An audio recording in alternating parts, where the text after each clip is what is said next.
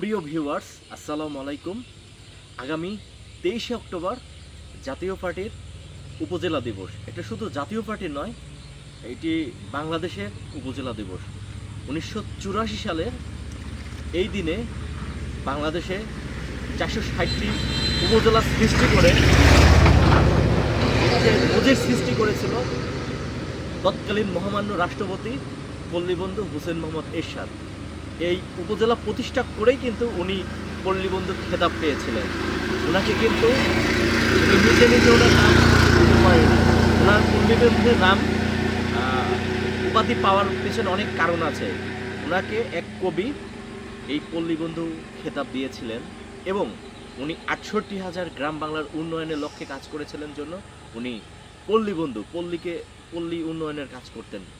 তো এই উপজেলা দিবস উনি কিভাবে উপজেলা সৃষ্টি হয়েছে সে বিষয়টি নিয়ে কথা বলি। 1984 সালে 23শে অক্টোবরে রাতারাতি 460টি থানা শহরকে উনি উপজেলা পরিষদে রূপান্তরিত করেন, উপজেলায় রূপ দেন। যার ধারাবাহিকতায় উপজেলা পরিষদে বিচার বিভাগ নিয়ে আসেন। উপজেলা পরিষদে উনি সকল সুযোগ সুবিধা জনগণের দোরগোড়ায় নিয়ে আসেন এবং উপজেলা পরিষদের মধ্যে উপজেলা স্বাস্থ্য কমপ্লেক্স নিয়ে আসেন, থানা নিয়ে আসেন, বিচার বিভাগ নিয়ে আসেন। উপজেলায় একটি উপজেলা নির্বাহী অফিসার নিয়োগ দেন। একসময় থানা নির্বাহী অফিসার অর্থাৎ টিওনো ছিল।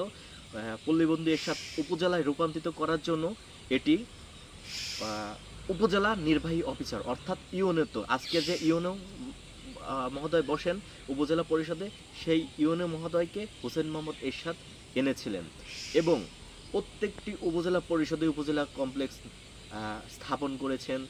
তারপরে উপজেলা পরিষদের মধ্যে নির্বাচন অফিস অর্থাৎ নির্বাচন কমিশন অফিস প্রতিষ্ঠা করেছেন। উপজেলার মধ্যে নানা রকমের কৃষি অফিস, অন্যান্য অফিস, ভূমি অফিস, সব কিছু এরশাদের অবদান। এই এরশাদ সরকার উনি বলেছিলেন 68,000 গ্রাম বাঁচলে বাংলাদেশ বাঁচবে। তার ধারাবাহিকতায় উনি উপজেলা সৃষ্টি করেছে, জেলা সৃষ্টি করেছে। তো এই উপজেলার প্রতিষ্ঠা করার কারণে দেশের নানা রকমের উন্নয়ন হয়েছে। বাংলাদেশ সে উন্নয়নের অগ্রযাত্রা সৃষ্টি হয়েছে এই এরশাদের আমলে। এই এরশাদের সময় উপজেলা সৃষ্টি করে বাংলাদেশ উন্নয়নের দিকে এগিয়ে গিয়েছিল। তো এই উপজেলা নিয়ে অনেক কথা আছে। এই উপজেলা দিবসে আমরা যখন উপজেলা দিবস পালন করব, সেই উপজেলা দিবসে এই উপজেলা নিয়ে অনেক আলাপ আলোচনা করব। আপনারা সবাই চোখ রাখবেন এবং সবাই আমার এই ফেসবুক পেজ এবং ইউটিউব চ্যানেলের দিকে নজর রাখবেন। আর যারা আমার ফেসবুক পেজটি ফলো করেনি তারা দয়া করে ফলো করবেন এবং ইউটিউব চ্যানেলটি যারা সাবস্ক্রাইব করেনি তারা দয়া করে সাবস্ক্রাইব করবেন এবং ভিডিওগুলো বেশি শেয়ার করবেন। এবং সবশেষে একটি কথা বলতে চাই, উপজেলার প্রতিষ্ঠাতা এরশাদ তুমি শ্রেষ্ঠ নেতা। তো ধন্যবাদ, সবাই ভালো থাকবেন, সুস্থ থাকবেন। আসসালামু আলাইকুম। বাংলাদেশ জিন্দাবাদ, জাতীয় পার্টি জিন্দাবাদ, পল্লীবন্ধু এরশাদ অমর হোক।